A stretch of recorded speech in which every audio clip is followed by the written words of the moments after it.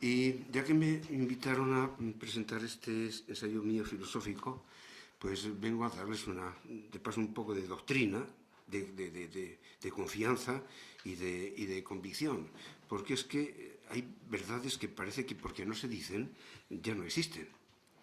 Y entonces necesitamos tener siempre esa fortaleza, ese fundamento, ese cimiento para reírnos de todo aquello que sea error, que todo sea manejismo y que todo sea pues ese populismo que no va a ninguna parte y que nos deja la cabeza vacía. Los porqués de la pena capital, quede claro, es doctrina católica. Aquí no vale decir yo pienso así, yo pienso allá, no. Cuando una cosa está ya cerrada, probada, demostrada y más revelada, no cabe decir yo opino así, yo opino asá. No. O lo sabes o no lo sabes. O lo aceptas o lo rechazas. Pero el dogma no se discute. Y la pena capital, como doctrina que se deriva de la ley natural, está también avalada por la ley divino-positiva. Una ley positiva es porque está concretada en palabras y en nombres concretos. Mientras que la ley natural la intuimos todos por naturaleza, pero no está escrita, la llevamos solamente en nuestra conciencia. Por eso hasta el niño más pequeño sabe lo que es bueno y lo que es malo, tiene intuición de lo justo y de lo injusto. Bueno, pues por razón natural somos capaces de mostrar la legalidad y la moralidad de ejecutar, de usar la pena capital como castigo, como legítima defensa de los particulares, de los gobiernos y de las entidades. Es decir, si el ser humano desgraciadamente tiene capacidad para la malicia, lo mismo que tiene capacidad para la heroicidad, que hay que pensar, que hay que tener en cuenta que nos podemos encontrar con casos realmente lamentables de barbarie, de injusticia, de atropello, y hay que defenderse. Por lo tanto, no vale decir, es que eso sentimentalmente, la razón está por encima del sentimiento, eso de entrada. Y no vamos a discutir cuántas son 2 y 2, porque son 4. Te guste lo mismo para cobrar que para pagar. Aunque no te guste para pagar, pero para cobrar sí te gusta, ¿no? Bueno, pues la ley natural nos dice esto, lo que es bueno y lo que es malo, objetivamente pensado. No cabe el subjetivismo. El subjetivismo no es más que una evasión de la realidad para no cumplir tus deberes que tienes que cumplir. Por lo tanto, la pena capital es un tema áspero. No hay ningún papa que haya hecho una encíclica especial para la pena capital. ¿Por qué? Pues porque es un tema verdaderamente peliagudo, ¿no? Áspero, difícil, es más fácil premiar que castigar. Pero no hace falta que haya encíclicas, está todo revelado. Ya desde el primer libro de la Biblia, el Génesis, ya habla de la pena capital. En el Éxodo, el capítulo 20 trae los 10 mandamientos y dice, en el quinto, no matarás. Pero el 21 ya vienen las excepciones. Ya dice, pero aquel que criminalice, aquel que secuestre y tal, será reo de muerte. Dicho más claro, la vida humana, con todo lo maravillosa que es, porque está creada a imagen y semejanza de Dios, y es desde que se crea es eterna, ni siquiera Dios la puede anular. Una vez que la crea, tiene la naturaleza inmortal de sí, bien sea para premio o para castigo, pero ya es inmortal, tiene principio pero no tiene fin.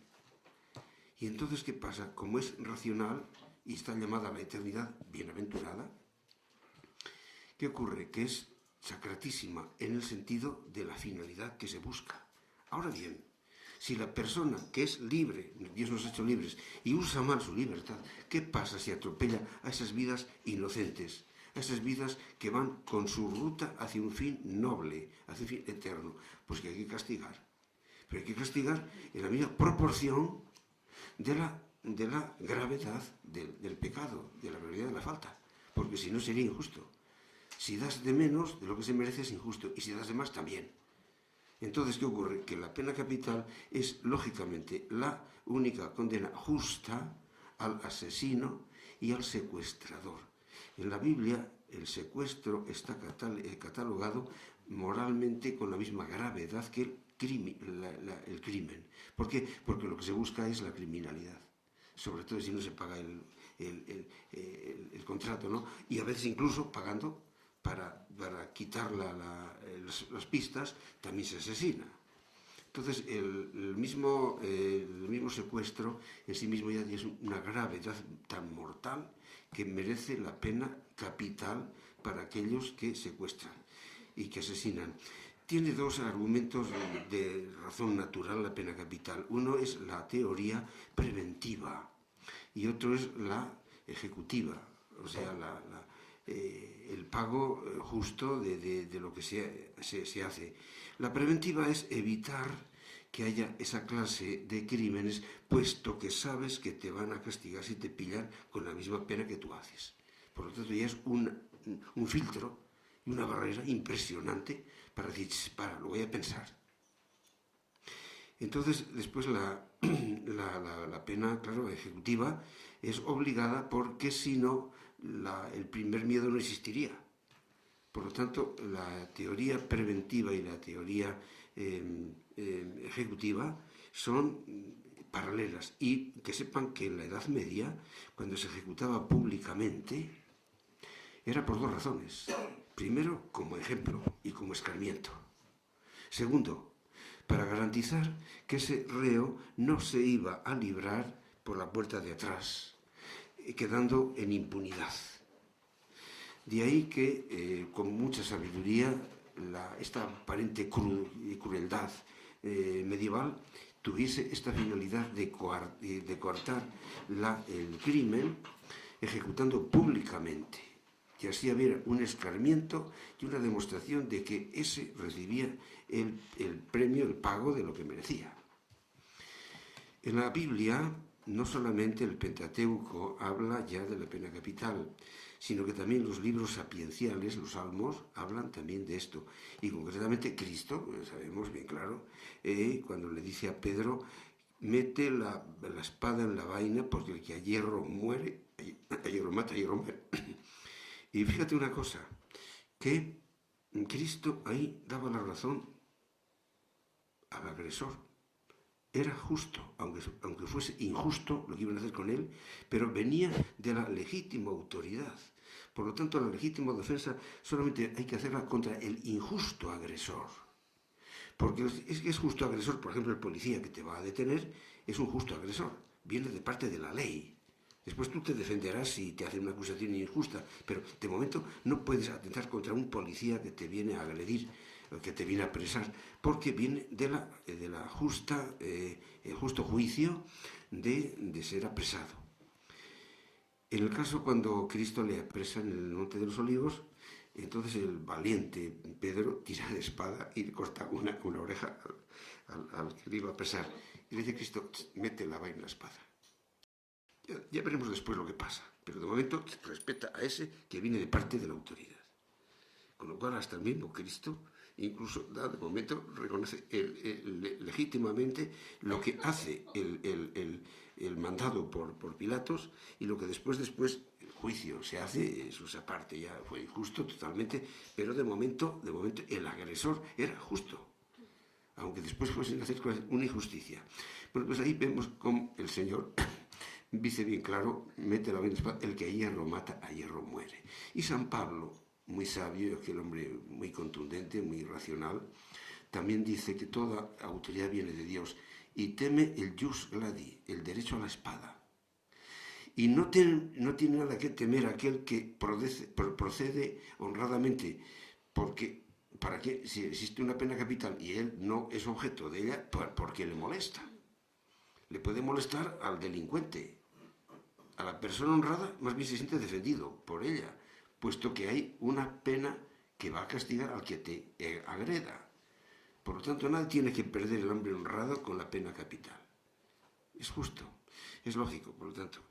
Y bien, después de haber hecho una serie de artículos temas con las objeciones eternas de siempre, pero también están las respuestas contundentes. Una de las pegas eternas tópicas es que, ¿y si es un juicio injusto y condenan a un inocente? Espera. In dubio pro reo. En caso de duda, déjale porque no hay pruebas. Y cuando sí las hay, ¿qué hacemos?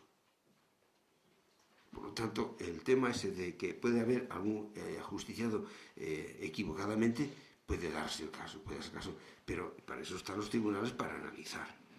Y por esto la pena capital solamente la pueden ejecutar la legítima autoridad, no los particulares, que eso sería venganza. Y entonces, en caso de venganza, pues nunca acabarían las venganzas. Pues sería una familia contra otra eternamente, ¿no? Entonces solamente la autoridad legítima es la que tiene que analizar y después ejecutar. ¿Que puede haber alguna calumnia, alguna cosa? Hombre, pues en justicia ya sabemos que puede haber dudas y hasta pruebas falsas y que puede haber, pero bueno, pero por culpa de las excepciones no vamos a anular la ley. Sería absurdo, ¿no? Otra de las objeciones que se ponen, bueno, es que ese se podía reconvertir, podíamos... Espera. El que ha matado, el que ha ejecutado, el que ha asesinado, ha perdido el derecho de vivir. Porque la vida no es un derecho absoluto. Está condicionada al deber de dejar vivir. Y por lo tanto la pena capital está contra el asesino confeso y convicto y contra todo aquel que atente contra la sociedad. Porque sería como un miembro agangrenado que iba a infectar el cuerpo social. Así que, por lo tanto, el peligro público, por ejemplo, del terrorista, que se le pide, aunque no haya ejecutado, no haya matado, pero que piensa hacerlo y vive de ello, ese fuera, basura social, que lo llamo en mi libro. Entonces, sí. La basura social es evitar el peligro público contra inocentes. El inocente es intocable. Entonces la vida humana es tocable o no tocable. Es intocable en el inocente, empezando por el feto humano, empezando por el nasciturus, que es un alma creada por Dios y semejanza de él, y es un ser además de indefenso, inocente. Y aquí estamos, en este maldito liberalismo, con la contradicción de que condena a los inocentes y salva y defiende a los asesinos, en nombre de los falsos derechos humanos. Tengo otro ensayo filosófico que ya dediqué en el año 92 a Amnistía Internacional y se titula Defectos de Amnistía Internacional. Filosóficamente les di la vuelta a todos sus argumentos. Se los mandé, no me han respondido, por supuesto. Este ensayo mío filosófico del año 92 fue a raíz de tantos asesinatos de la ETA en la época aquella del 23 de febrero. Se lo mandé a los míos, que me han enseñado la teología que yo sé, la que hay, no hay otra. Se lo recordé, lo mismo que me he enseñado. No me ha respondido nada más que con una acusa de recibo educado. Pero contestar no es responder. Se lo mandé al gobierno de Felipe González de entonces. Contestaron con un educado, gracias por su envío. El tampón seguramente lo pondría la secretaria, supongo. Y nada más, pero contestar no es responder. Yo he dado unos argumentos de que son 20 y pico, 30 capítulos y no se me responde a ello. ¿Qué pasa? No estamos en libertad de expresión. ¿Para qué es la libertad de expresión? Para aportar a la sociedad ideas, conocimientos que la favorezcan, que aporten progreso y que den a conocer y abran los ojos a la gente, no para calumniar, no para blasfemar, no para testificar la historia. Por lo tanto, escribes y no te responden. ¿Qué pasa? ¿Dónde está la libertad? ¿Para quién? Y bien, pues después de analizar, si lo leen, verán que con curiosidad lo he puesto con pocos términos filosóficos clásicos para que se entienda mejor, se asimile. Es una lectura fácil. Además, enseña y además convence. Y después he añadido con el tiempo un epílogo posterior analizando moralmente lo que significa el golpe de Estado y lo que es el pronunciamiento militar, que no es lo mismo. Entonces hago el análisis que hace la doctrina católica, no hablo yo por mi cuenta, de lo que significa y lo que representa un golpe militar, que naturalmente pues es un atraco al poder, un quítate tú para ponerme yo. Lo mismo que alguien entra en un banco y dice dame los millones y me marcho. Sería un atraco. El pronunciamiento militar es otra cosa. El pronunciamiento militar es un alto al carro, que esto no puede seguir así. Y vamos a defender lo que hay que defender. Si ustedes no tienen autoridad, vamos a ponerla a nosotros. Eso es legítimo. Y eso es un pronunciamiento, no es una usurpación del poder para mí, como lo haría un régimen bananero. Analizo esto porque soy, como saben, íntimo amigo de don Antonio Tejero Molina. Le veo, visito todos los años. Hoy estuve con él dos horas. Le llevo siempre mi botellita de vino de mi bodega y paso un rato encantador. Pues hice un análisis porque él no se ha atrevido a escribir para la historia. Y ahí pongo, en resumen, lo que pasó el 27 de febrero y poniendo culpables el trasfondo de lo que hubo, enalteciendo a don Antonio como patriota auténtico y viendo lo que aquel hombre pensó y buscó. Entonces ahí doy explicación de todo ello en breve, porque podría haber escrito bastantes capítulos más por lo que sé. Pero bueno, este libro no va para el 20 de febrero, va para el tema de la pena capital. Se lo pueden leer y verán lo que se escribe. Se lo dije, diga que usted no se atreve a escribir pues porque quiere proteger a sus hijos y quiere que el nombre de Tejero no fastidie a sus nietos, a sus familiares, a sus militares que están, pues bueno, pues lo he hecho para que quede eso por culpa por obra de un moralista, no de un periodista ni de un pensador particular, de un moralista. Y bueno, pues esto que lo he publicado en varios periódicos que han venido a mi casa en León. Yo no he buscado medios, me han buscado a mí, lo he dicho públicamente, se ha publicado y no pasa nada. La cobardía está servida. Bueno, después les hablaré de alguna cosa más porque pienso decirles alguna cuestión más muy bonita desde la teología católica sobre lo que es el patriotismo, el nacionalismo, el separatismo, el independentismo y el cosmopolitismo, para tener ideas claras, contundentes desde la moral católica, no desde el pensamiento subjetivo. Y como anécdota les cuento una, está en el libro, hablando, un capítulo se titula Votaciones de la Constitución. Recordarán que en el año 78 se votó aquella Constitución, nadie la leyó. Letra pequeña, letra menuda, la gente no lee, la gente no tiene vista, la gente no entiende términos jurídicos. Aquella Constitución fue una votación de fiabilidad, de confianza, de suponer que eso nos venía bien a todos. Y la gente dio un sí fácil, sin saber el contrato de lo que firmaba, como aquel que firma un contrato y no sabe lo que firma. Absurdo. ¿Qué valor moral tiene una votación en que no sabes lo que firmas? Ninguna. ¿Valor legal? Sí, porque se miden los votos, ya está. Han votado tanto, bueno, pues legalmente ya está, bien. Pero ¿eso a qué responde? ¿Al conocimiento del pueblo de lo que ha firmado? No. Y entonces pongo una anécdota muy curiosa. Yo estaba escribiendo esto, fue el año 82, y había un programa en radio que se titulaba, recuerdan, Directo.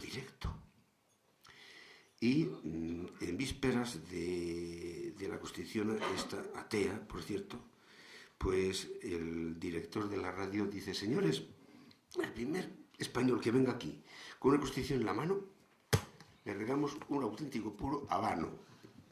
Bueno, un taxista lo escuchó por su emisora. A los 10 minutos se presentó un taxista en la emisora, en el programa, con una Constitución en la mano. Bueno, entra el hombre para allá y el director, hombre, enhorabuena, el primer español que se presenta aquí con una Constitución en la mano. Pues le felicitamos, gracias por su propaganda, su colaboración y tal. Bueno, ya que está usted aquí, pues nos lea un artículo por estos micrófonos de la radio, pues el que quiera, vamos, el que le parezca mejor. Se ve que el hombre no era muy ducho en lectura, poco amante de la misma, y seguramente no había llevado gafas tampoco, y a trompicones, logró leer un artículo. acaba el artículo. Muy bien, gracias, muchas gracias, mozo. Ha colaborado usted con este programa, con la contribución a la gran Constitución española y tal. Sin duda, usted, para llevar la Constitución en el taxi, será un apasionado de la Constitución, ¿no? No, no, señor, no es eso, no, no. Es que soy coleccionista de puros, ¿sabe usted? Está escrito. Esa es la cultura española a la hora de leer. Y más letra pequeña y que no entiendes, ¿no? Bueno, pues hago una serie de comentarios sobre lo que es la verdad y lo que es la tergiversación y lo que es la apariencia y lo que es el teatro de lo que se está haciendo y la falta de consistencia de esa cultura que España debía tener para ser libre con mayúscula. Porque para ser libre hace falta mucha cultura, ¿eh? La libertad de los hijos de Dios, de que nos habló San Pablo en el capítulo 8 de la Carta a los Romanos, es libertad con mayúscula, no es la libertad del libertinaje, ni de la permisividad. Es la libertad de los hijos de Dios en que, según cómo la usen, ahí sí demuestra lo que son y cómo se santifican en el buen uso de su libertad para sus virtudes y para sus heroísmos y para sus méritos personales. Por lo tanto, la libertad del liberalismo no pasa de ser pura permisividad, o sea, producto de consumo. Pótame que yo te doy un kilo más de libertad. Eso no es libertad. La libertad es un concepto nada menos que teológico, porque es un escenario donde demostramos lo que somos, donde desarrollamos, como el actor en las tablas, desarrolla su papel, el papel que le toca, y si lo realiza con perfección, pues colabora a la perfección de la obra. Pues la libertad es un escenario donde tenemos que ir desarrollándonos poco a poco en lo que tenemos que hacer para demostrar que somos fieles a nuestra misión, a nuestro papel. Y por lo tanto es un concepto religioso, no es un concepto político, ni mucho menos es un producto de consumo, decir yo te doy más libertad que este. Aclaremos las cosas. Cuando el mundo pierde el sentido cristiano de la vida, pierde estas dimensiones y al final acaba en comercialismo todo. Y acaba sin sentido trascendente de lo que tenemos que ser. De ahí del problema de esta constitución atea que borra a Dios del medio y que se limita a hacer decretos o antidecretos para ir tapando ratoneras. Y cuando una cuestión parte del error, ya sabes lo que pasa con la mentira, que para tapar una mentira tienes que hacer otra. Y al final te contradices con la última porque no tienes tapones para tapar todas las ratoneras. Esto es lo que pasa con la mentira. Y esto es lo que pasa con el sistema democrático y liberal, que es parte de una base falsa como el comunismo, lo mismo.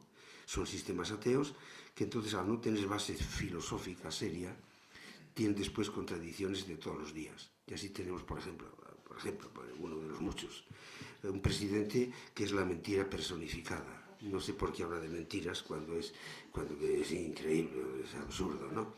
Bueno, entonces, ¿qué pasa? Que para tapar una mentira hay que hacer otra. Y después otra y otra y otra. Y lo mismo que ocurre con el liberalismo, pues ocurre con el socialismo, el comunismo, ¿no? Que porque es ateo, te quita la libertad de pensar, la libertad de creer, la libertad de hacer tu vida propia, tu propiedad privada y todo eso que te da alicientes para moverte, para trabajar y para sacrificarte por algo. Al no haber ideales que trasciendan a tu persona, ¿qué ocurre? Que no tenemos aliciente para la vida, ni mucho menos para afrontar el dolor.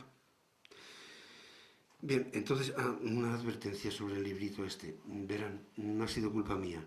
Yo entregué las fotocopias a la imprenta, pero se ve que el que las pasó a la imprenta es poco filósofo y ha confundido los términos con otros y hay varias erratas. Entonces se ha hecho una pequeña página para consultar en caso de duda, saber antes de que leas una página, mirar a ver si esa página tiene alguna errata. Y entonces que sepas que cuando te encuentres con una frase incompleta o una frase que cambia un término por otro, que sepas que el error ha sido de la imprenta, no ha sido mío, ¿no? No he tenido nada que corregir ni ideológicamente ni maquinalmente. Entonces simplemente es el pequeño inconveniente que han puesto para esto. Pero bueno, se ve clarísimamente el sentido que lleva la explicación y por lo tanto la claridad de ideas de que la justicia o se impone o estamos en la ley de la selva. Y hay temas, por supuesto, temas ásperos. Es un tema poco poético la pena capital. Tampoco es poco poético el recoger basuras de la ciudad, pero no es menos urgente y no es menos necesario. Por lo tanto, alguien tiene que tener estos temas y alguien tiene que recoger las basuras. Por lo tanto, la Iglesia, al revelar, lo que no puede hacer es esconder.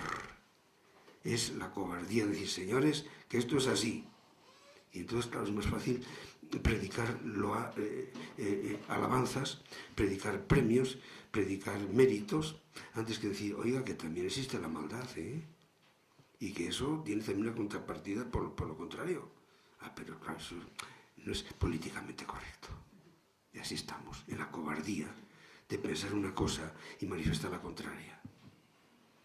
Que me diga mi obispo, que me ha llamado 3 veces a careo, 3 veces, en León, y somos quintos en edad, quintos en estudios, clásicos, antes del concilio.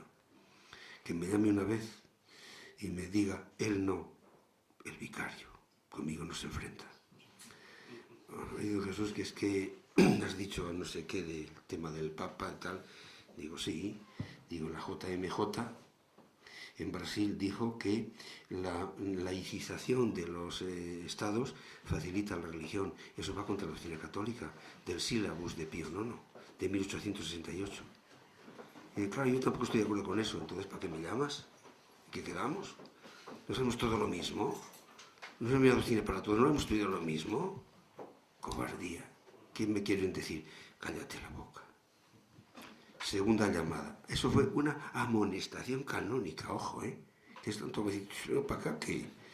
Bueno, no hice caso. Seguí haciendo declaraciones en la lista digital y escribiendo artículos, defendiendo la doctrina católica y defendiendo la moral católica, pues contra el aborto, pues contra el divorcio, pues contra el homosexualismo, contra todos los matrimonios homosexuales, etcétera, etcétera, etcétera. Bueno, me llama por segunda vez el vicario, cobarde. Oye, Jesús, que es que nos han dicho que los judíos se han quejado a la conferencia episcopal porque has dicho algo del holocausto.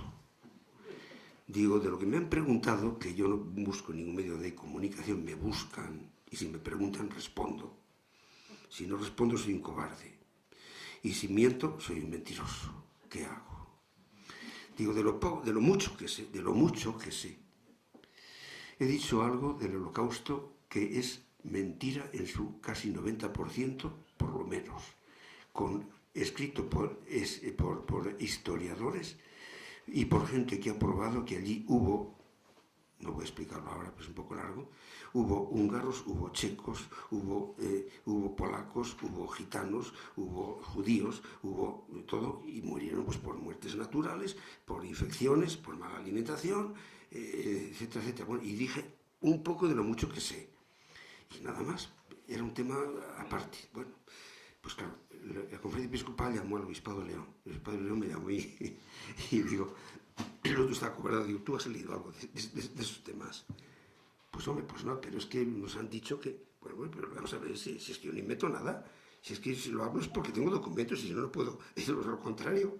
Y bueno, mira, es que nos han dicho que es que el Papa es amigo de los judíos. Digo, o sea que el vicario de Cristo es amigo de los enemigos de Cristo. ¿Cómo se entiende esto? La diplomacia, eso, cambió muy hábilmente de conversación. No me respondió, claro.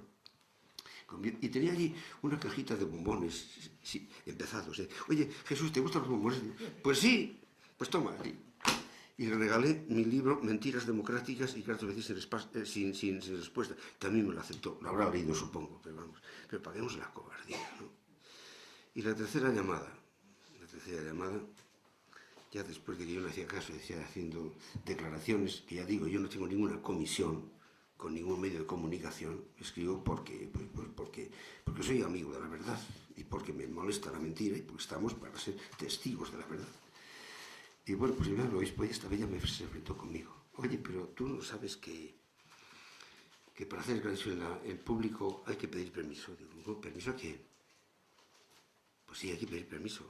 Pero bueno, para hablar, defender nuestra doctrina católica, nuestra moral católica, hay que pedir permiso. Mira, ¿has leído el Código de Derecho Canónico?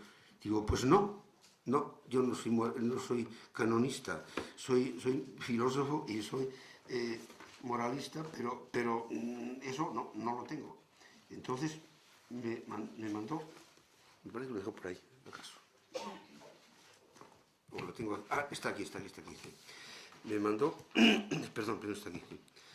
Me mandó este Concilio Vaticano, que están metidos los judíos en él, hacía 94 años lo estaban esperando, han tergiversado parte de los sacramentos, parte de la liturgia de la misa, que está mal traducida, está a gusto de los protestantes, y también se han metido en la eclesiología, con lo cual están tapándonos la boca para que callemos. Y entonces han hecho un código, que además tiene una copia para que quede aquí.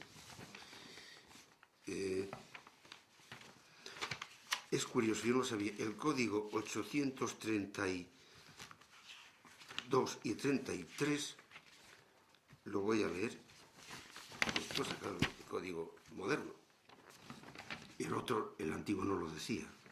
Código 831 y 32. La participación de los clérigos y religiosos en medios de comunicación impresos o en emisiones de radio o televisión sobre temas de fe y costumbres requiere licencia del ordinario del lugar. Entonces yo me dio esto, date por enterado. Sí, firmé. Digo, bueno, yo cuando llegue a casa esto lo estudiaré porque nunca había ido una cosa por el estilo. Defender lo nuestro y pedir permiso, digo, eso es como si un guardia civil, un policía, tiene que pedir permiso a su superior para perseguir a un delincuente. Entonces, ¿para qué está? Pues, es absurdo, ¿no? Entonces, a título de curiosidad, guarda eso por ahí. Bien, entonces llegué a casa y leí el código, efectivamente, tienes razón, pues sí, es eso. Entonces contesté punto por punto a lo que habíamos hablado, concretando casos, temas, y no ha vuelto a responderme. Se acabó. La razón. Y en privado me dice, estoy más cerca de tu pensamiento de lo que tú te crees. Oye, dígamelo por escrito. Si somos quintos, si hacemos lo mismo. O sea, para que veamos la cobardía que tiene actualmente la Iglesia, que nos están tapando la boca a todo lo que sea verdad, porque eso disiente del sistema. Claro, cuando te sientes del sistema en lo religioso, también te enfrentas con las autoridades porque no quieren conflictos con la Iglesia. Y así estamos, queridos amigos. Por eso les felicito y les confirmo en su fe y en su valentía de saber que lo verdadero es eternamente nuevo. Y que, por supuesto, nadie nos va a cambiar de camino, sencillamente porque no hay otro mejor. No porque no queramos cambiar a otro mejor, es que no le hay. Y no le hay porque no le puede haber. Y a la persona noble, y lo he dicho en público a mis feligreses, digo, si a mí me enseñase ahora alguien una religión que sea más justa y más barata de cumplir, mañana mismo me cambio a ella, pero que me la digan. Mientras tanto, hay un principio filosófico que dice que siempre tendrás derecho a creerte en la razón mientras nadie te demuestre lo contrario. Bueno, pues te demuestren más. No, ahora no es demostrar, es cállate la boca. Y así estamos, fieles. Bien, después me pueden preguntar sin ningún miedo todo lo que quieran. Antes voy a explicar en breve 4 o 5 conceptos para que tengan ideas claras sobre lo que dice la doctrina católica, no yo, católica, sobre estos temas que están pasando ahora con los separatismos e independentismos. El patriotismo es una virtud cristiana, no es un sentimentalismo, ni es un fanatismo, decir, mi patria es la mejor de todas, no. Es una virtud cristiana derivada del 4º mandamiento de la ley de Dios, que nos enseña el deber de amar a la patria a la que pertenecemos, defenderla y en el triple deber de piedad, justicia social y gratitud de la misma. Esto lo dice la Iglesia Católica. ¿En qué consiste la piedad? En el respeto a los símbolos que la representan. Himnos, banderas, enseñas. Por lo tanto, es intocable. Representa a toda una nación, una patria. Primero, deber de piedad. Segundo, justicia social, por lo cual es siempre preferible defender al propio ciudadano antes que al forastero y antes que al invasor. y antes que al que venga incluso mintiendo y pidiendo limosnas cuando no arregla sus problemas en su país. Tercero, lo mismo que un padre tiene primera obligación de alimentar antes a sus hijos que al mendigo que pasa por su puerta. Si puede, que le ayude, pero primero sus hijos. Tercero, gratitud. Estamos en deuda con nuestros padres y con los padres de nuestros padres. Eso es patriar. Patria en latín, pateres, padre en latín, patria, plural de padres, patria, los padres de los padres y de los padres. Es decir, toda la tradición de siglos que nos han traído una riqueza ideológica, una riqueza patrimonial en lo físico y en lo moral y en lo religioso. Gracias a ello sabemos que Cristo nuestro Señor murió por nosotros y las generaciones nos han dado un evangelio y una doctrina católica que nos salva. Por lo tanto, estamos en deuda con todo aquello que hemos recibido de los anteriores que han sufrido para que nosotros estemos mejor que ellos. Estamos en deuda de pura justicia. Eso es patria. Sentido de que la virtud del cuarto mandamiento nos religa con una serie de deudas que tenemos de atrás. Así que algo más que un sentimentalismo, ojo. La gratitud, por supuesto. Todos aquellos que han dado lo mejor de sí mismos para nosotros, es injusto ignorarles, y mucho menos insultarles. ¿Y qué es el nacionalismo? Es una reivindicación para la exclusividad de una región por complejo de autosuficiencia y superioridad. Todo lo que sobrepase su frontera es malo. Es aislamiento con idealismo. El nacionalismo es decir, yo me aíslo porque creo que lo mío es lo mejor, lo más justo, lo más culto, y entonces soy autosuficiente, todo lo que pase de aquí es malo, todo lo mío es bueno. Ese es el nacionalismo. Tiene, por lo tanto, un idealismo de complejo de superioridad y de autosuficiencia, diciendo, aquí somos el ombligo del mundo. Ese es el nacionalismo. Por lo tanto, es exclusivismo. ¿Y entonces qué sería el separatismo? El separatismo no tiene ideología, sino chulería, desobediente y anárquica, creyendo en su autosuficiencia económica. Falsea su historia verdadera para intentar justificarse. Por lo tanto, el separatismo es un decir, yo no te obedezco, yo no te pago impuestos y encima dame. Entonces yo no me considero ni incluso más justo que los demás, ni más culto, pero no me da la gana. Decir, mira, hago mi coto privado como quien va de caza y de aquí no te entra nadie en mi territorio y encima no te pago impuestos y encima te exijo si puedo. Es el separatismo, una postura egoísta y por lo tanto una postura de chulería. No hay razón, es chulería. ¿Qué es el independentismo? No es lo mismo que el separatismo. El independentismo es propio de las colonias que rompen relaciones con la metrópoli. Y entonces dejan de ser colonias para convertirse en países. No es lo mismo. El separatismo está dentro de la misma nación. Es regionalista. Mientras que el independentismo es decir, oye, que ya me autoabasteco por mí mismo, gracias por la cultura que me has dado, pero ahora ya hago mi patria y ya no pertenezco a la tuya. Ese es el independentismo. Es justo cuando se agradece además a la metrópoli lo que ha hecho por ella, como hemos hecho en el caso de América. La descolonización ha sido de, bueno, me independizco porque ya tengo mi estructura propia, he salido de la barbarie gracias a ti, que me has cristianizado, que me has enseñado una cultura y ahora ya me abastezco por mí. Bueno, eso es legítimo, el independentismo, pero el separatismo no, es chulería propia. Bueno, para que tengan claros estos conceptos. ¿Y qué es el cosmopolitismo? Qué cosa más rara, ¿no? Cosmopolita.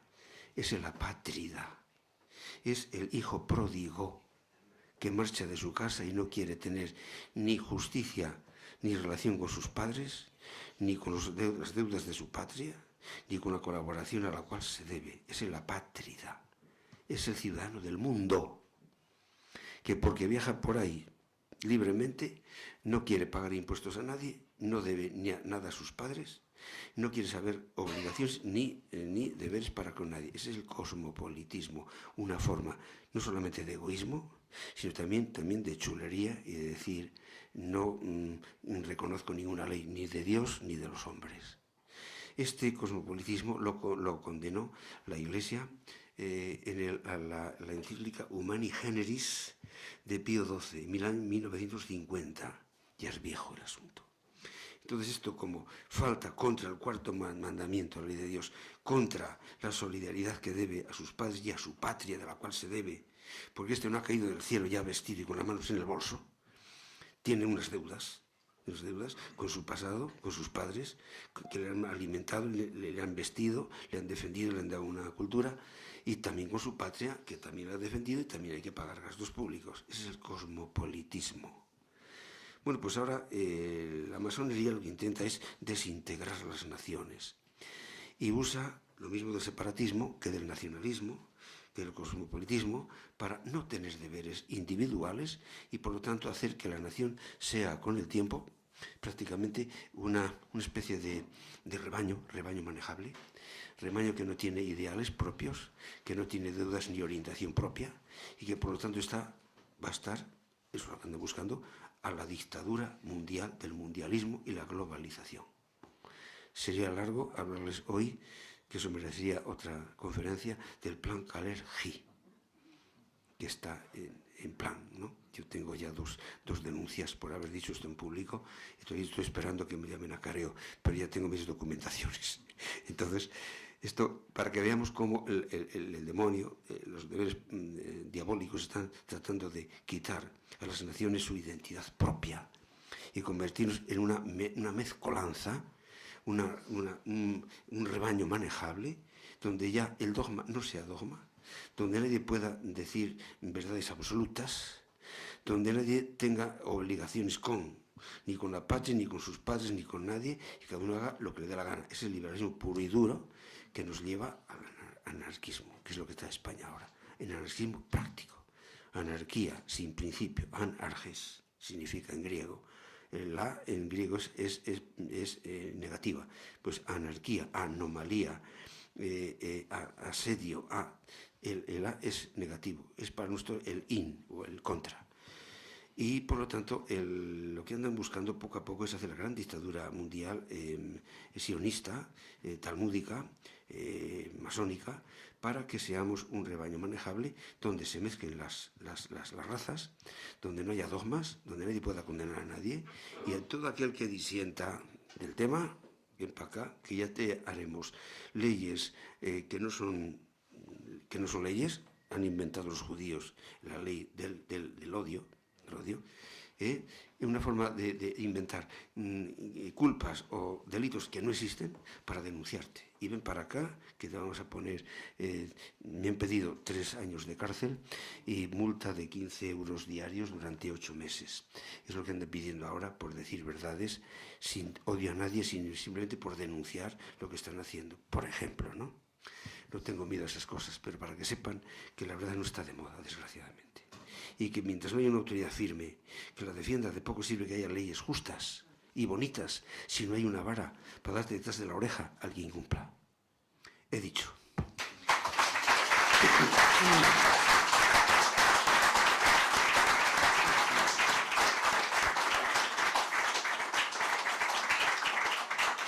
Bueno, antes de las preguntas os vuelvo a animar para la compra del libro, no solamente para agradecerle el esfuerzo que nos llevará sin duda alguna por caminos más inteligentes, sino para ayudarle a pagar esa multa que le han puesto los enemigos de la verdad y para ayudar a nuestros editores, en este caso SND Editores, que también es gente nuestra, está haciendo un esfuerzo y gracias a ellos podemos divulgar lo que consideramos por encima de todo es que es un servicio a la patria. Entonces, os agradezco de antemano porque vamos a comprar todos el libro. Y el que no, pena de muerte porque lo ha dicho Chico. Bueno, empezamos con las preguntas, cuando queréis. Pregunte sin miedo, porque hay para todo. Mande, mozo. A ver, yo decirle que estoy totalmente de acuerdo con usted, absolutamente de acuerdo con usted, es que la verdad no más que tiene un camino. Sí. Y ahora le digo una cosa, yo estoy estoy ahí dándole a la figura de Barrabás. Y otra cosa, el anticristo, este viene con ideas patrias, con ideas... Tengo aquí un documento que os voy a dejar también, por si acaso ya contaba yo con esa pregunta. Les explico. Todo ello lo que hace es afianzarnos en nuestra fe, no para escandalizarnos precisamente. Pero les voy a comentar, hoy se lo dije a mi amigo José Luis Jerez, que estuve en su casa, hice una fotocopia, aquí va a quedar. No digo yo. Tengo documentación de mucha gente entendida en internet que saca de las revelaciones que tenemos de varios colectivos de oración, cenáculos de oración, que reciben informaciones del cielo, ciertamente. Yo soy testigo de una de ellas en Zaragoza, donde fui testigo de un milagro, porque aquello no se puede calificar de otra manera, de una vidente que, siendo totalmente ignorante la pobre mujer, cuando entra en trance, su timbre de voz cambia totalmente.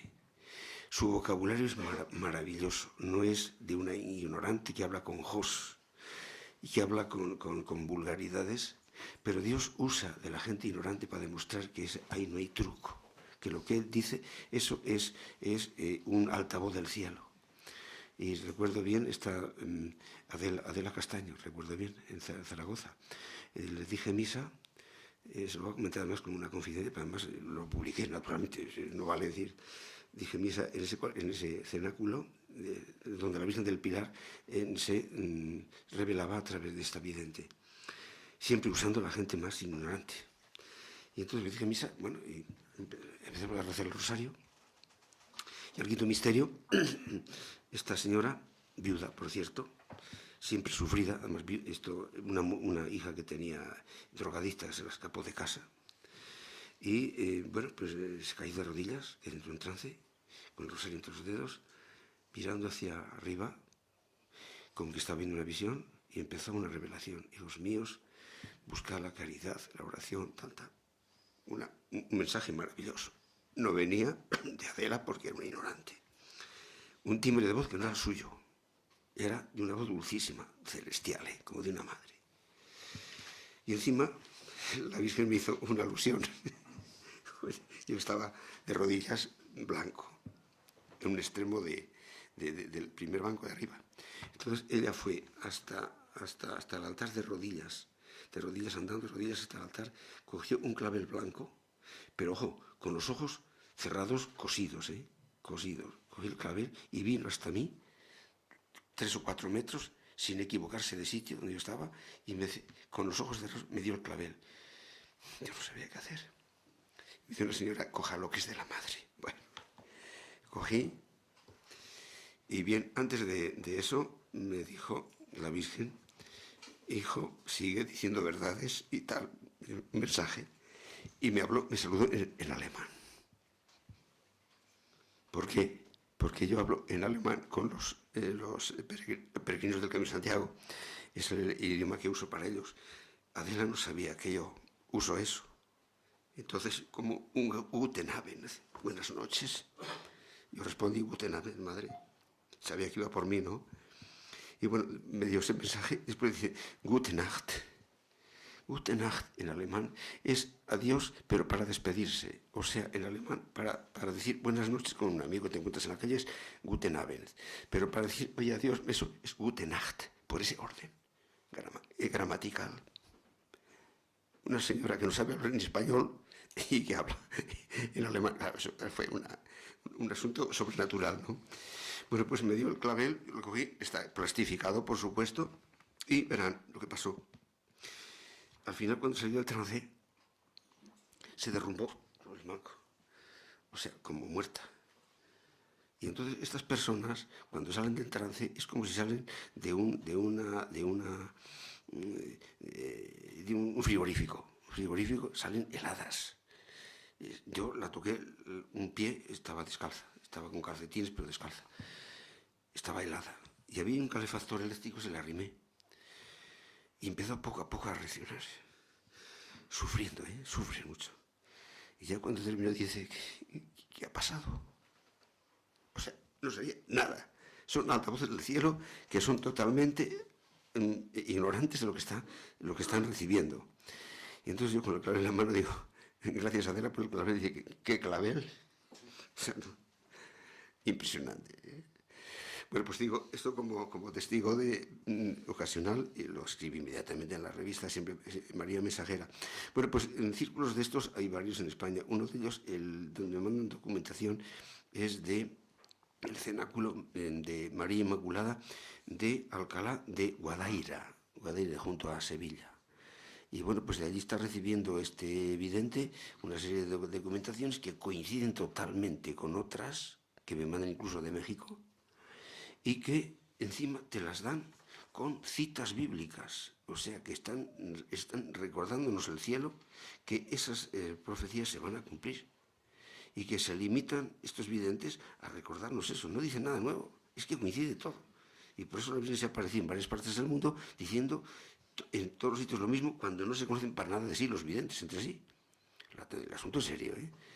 Y entonces estamos en este tercer secreto de Fátima, que estemos en la cuesta abajo del misterio de la iniquidad, y que el cuarto secreto es, pero al final los corazones de Jesús y María triunfarán. ¿Qué pasa antes del pero?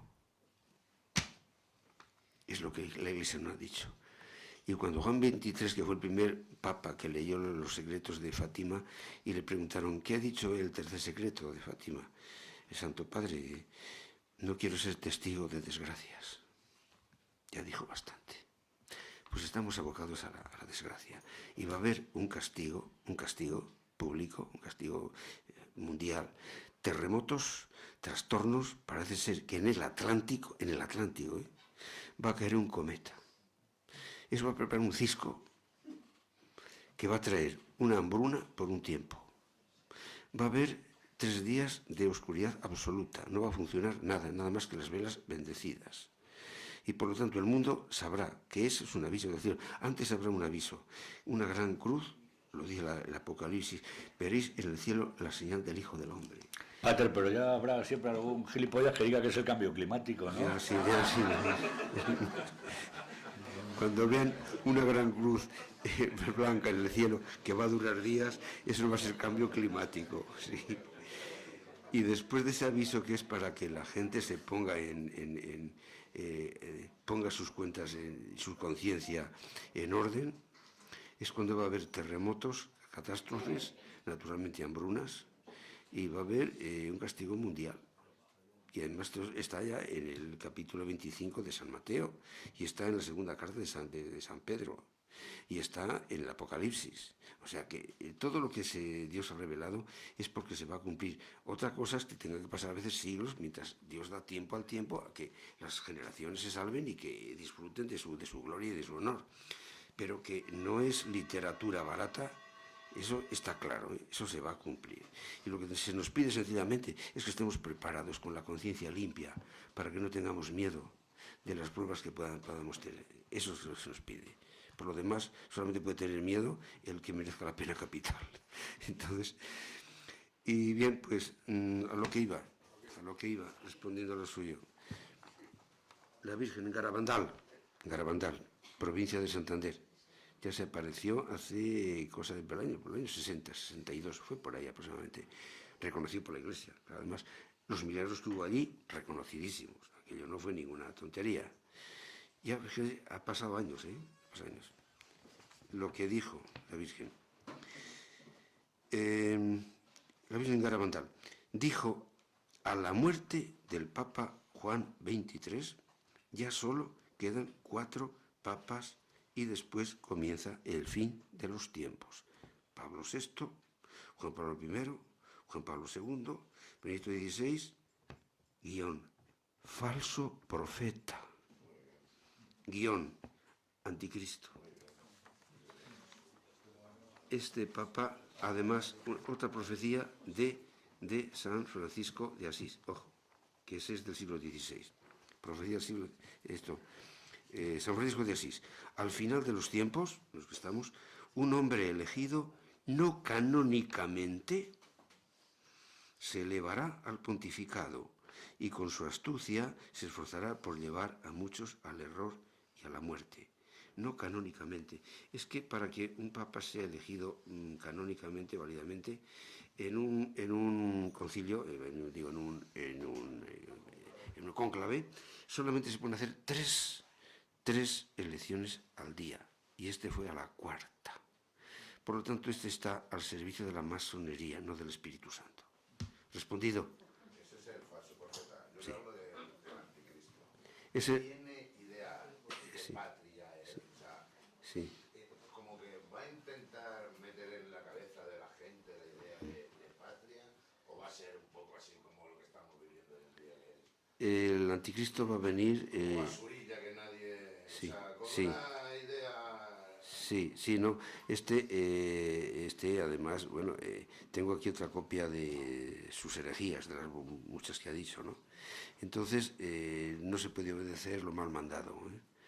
Es que él dice que estemos atentos porque nos van a querer engañar. Esa es Sí. Por eso, estar bien formados es lo que da diferencia entre quien es fiel a su fe, pase lo que pase a tu lado. Y entonces no tiene que haber el principio con el hombre. El hombre, aunque no siempre cumpla los principios, el principio sigue siendo el mismo. Y entonces, ¿qué pasa? Que este que ha dicho tantas herejías, está en plan populista, está comprado por la masonería, ha servido de la masonería, y ya el definitivo, digamos, antipapa, ese de que ocupará la sede de Pedro, es el próximo que venga, que por lo visto no va a faltar mucho tiempo, a juzgar por la edad que tiene. Pero este antipapa lo es, primeramente, porque canónicamente no está elegido. Canónicamente. Segundo, la sucesión apostólica todavía la conserva el anterior, porque aunque había renunciado al uso de su servicio, de su cargo, pero no ha renunciado al título legítimo de la transmisión de los apóstoles en el mundo. Entonces, seguramente Benedicto XVI es todavía el papa auténtico, el que conserva la sucesión apostólica. Pues está al servicio de la masonería, desgraciadamente, y ha dicho cosas barbaridades como que cuando hizo el elogio de Lutero, el mayor anticatólico que ha habido, que solamente ha sabido pronunciar disparates y llamar puta a la Iglesia, el Papa le ha dicho que fue un reformador. ¿Reformador de qué? Si es el mayor heresiarca. Y entonces cuando una señora, también lo tengo documentado y lo he escrito también, una señora en el Roma, en la revista Avenire, del 17 de noviembre del 2016, doy datos, le dijo: Santo Padre, dice la gente que usted está desmantelando la doctrina católica. Dice: eso no me quita el sueño. Hago lo que han hecho mis antecesores, y el futuro de la Iglesia es el Vaticano II. Un papa que está desmantelando a la Iglesia y no le quita el sueño, ya me dirán ustedes lo que es. Esto lo he dicho, está publicado, no lo invento yo. Y he publicado, mis autoridades no me han dicho ni palabra, ¿para qué? Callan pues para no preparar el follón y para no multiplicar las cosas, ¿no? Entonces, ¿a qué nos mueve esto? Pues a vacunarnos contra los errores humanos y contra el espíritu del mal que está ocupándolo todo y metido en el Vaticano ya hace más de un siglo, bastante más de un siglo. Y por lo tanto, que esto no nos extrañe, porque el hombre puede fallar, pero la verdad de Dios es eterna. Y por lo tanto, si estamos preparados, nos enamoramos de la verdad divina, porque es maravillosa, es inconfundible, es incontestable, y por lo tanto, gracias al que siga, encontrará su beneficio, su felicidad interna, de conciencia, de pureza de ánimo, y sabrá que pase lo que pase a su lado, seguimos siendo fieles, y nada más. Entonces, solamente se escandaliza el pobre, ¿eh? Jesús.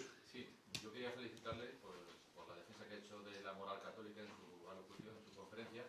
Quería preguntarle qué opina en relación con la pena de muerte, Sí. el libro y tal, cuando en España en el año 1975 fueron ejecutados 5 terroristas, o sentenciados, y hubo una petición de Indulto. Perdón, por parte de Pablo VI. ¿No considera usted que eso fue una injerencia Sí. absolutamente intolerable, Sí, indebida, sí. etcétera? Intolerancia contra la misma justicia, natural, y contra la justicia revelada, porque una legítima autoridad que condena lo que tiene que condenar. Lo otro es un sentimentalismo, un populismo y una forma de decir, bueno, sí, pero no, no, pero sí. Eso es una cobardía. Hubo otro antes, ¿eh? Sí, otro antes, Cuando se ejecutó a otro asesino terrorista, Julián Grimau. No, sí, sí. A ver, otra pregunta. Ya os ha acojonado el cura, ¿no? Aurelio. El código que nos ha leído, Sí. del 831, Sí. ¿de qué año es? Del Concilio Vaticano II. Espera a ver si tengo aquí, no sé si pone ahí la fecha, del nuevo derecho canónico. Entonces, ¿se lo aplican a usted? ¿Y por qué no se lo aplicaban al padre Apeles cuando salía en la tele? También, efectivamente. Pregúntaselo a los suyos. Sí, claro, absurdo, sí. El antiguo está en síntesis, está en español y en alemán. Es un código así muy bien hecho, ya el Concilio de Trento. Entonces está en sinopsis. Y entonces no traían estos códigos para nada. Estos los han metido en el Vaticano II, porque la masonería se ha metido para taparnos la boca con esto. Se ha metido con los sacramentos. Ya di una conferencia en la sede de Blas Piñar sobre la buena traducción de la misa, que está protestantizada, para dar gusto a los protestantes. Yo la traduzco bien. La puedes decir en español o en alemán o en ruso, con tal de que esté bien traducida. No importa el idioma, lo que importa es el contenido teológico. Se han metido con algunos sacramentos, que algunos están en duda, como es la ordenación sacerdotal. Tal como ahora se dice, hay ambigüedades, cuando menos ambigüedades. Y se han metido con la eclesiología, cuando dicen que la Iglesia católica, en la Iglesia subsiste la Iglesia de Cristo. No que es, sino que subsiste. Y que por lo tanto, mañana puede subsistir en la protestante. Y en vez de decir, señores, no hay más que una verdad, la que Dios ha revelado. Bueno, eso no lo dicen. Y entonces no está la ambigüedad, el relativismo y el falso respeto al error. Además que al mundo le va a salvar la Iglesia, no la Virgen. La Iglesia actual, que es la pecaminosa, claro. A ver, última pregunta. Mario. No nos ha hablado hacer sobre las reformas que se han realizado sobre el catecismo, el nuevo catecismo que aprobó. Sí. Que son auténticos atentados contra la doctrina de la Iglesia. Claro. Reflejan el Vaticano II.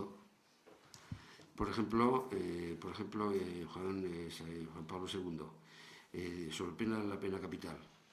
Es curioso lo que son los modernistas. El modernismo es una herejía, que es un cóctel de herejías. Es la peor, porque no te niega directamente una verdad, pero anda dando vueltas para que no se cumpla esa exigencia de esa verdad. Por ejemplo, Juan Pablo II dice en el catecismo sobre la pena capital. Hombre, pues sí, esto tiene católica, pero actualmente existen métodos para que se corrijan y no haya asesinos. Dígame usted, Santo Padre, cuáles son. Es el sí, pero no. Una vela a Dios y otra al diablo. Además, lo que dijo que el principal vicario ante Cristo era la conciencia del individuo, es someternos en un relativismo liberal. Totalmente. O sea, que un violador, si no tiene conciencia de hacer mal, está bien hecho, y encima llega y se confiesa y le dice el cura, muy bien, echa otro par de polvos y luego me los cuentas, ¿no? Pues hemos metido en ese plan. Eso es protestantismo puro. Claro. El subjetivismo es protestantismo. Es que peca fuerte y cree más fuerte. Con lo cual es abusar de la bondad divina y por lo tanto, como no es un propósito sincero, no es válido. Eso es protestantismo. Os vuelvo a animar a comprar el libro. Vamos a hacer un favor, no al clero, sino a un cura católico y a una editorial comprometida con la defensa de la patria y de la cultura española. Y si no, pues vuestras conciencias os demandarán. Muchas gracias a todos.